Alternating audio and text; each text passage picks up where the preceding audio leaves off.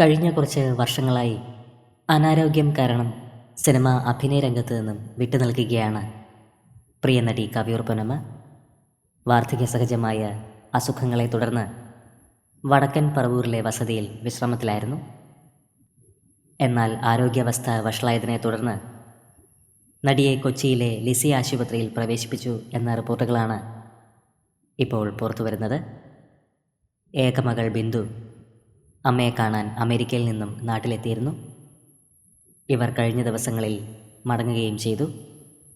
ഇപ്പോൾ ഇളയ സഹോദരനും കുടുംബവുമാണ് കവിയൂർ പൊന്നമ്മയോടൊപ്പമുള്ളത്.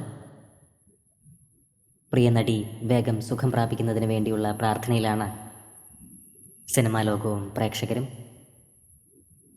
2021 പുറത്തിറങ്ങിയ ആണും പെണ്ണും എന്ന ആന്തോളജി ചിത്രത്തിലാണ് കവിയൂർ പൊന്നമ്മ ഒടുവിലായി വേഷമിട്ടത്. പ്രിയ നടി വേഗം സുഖം പ്രാപിക്കുമെന്ന് നമുക്ക് പ്രതീക്ഷിക്കാം.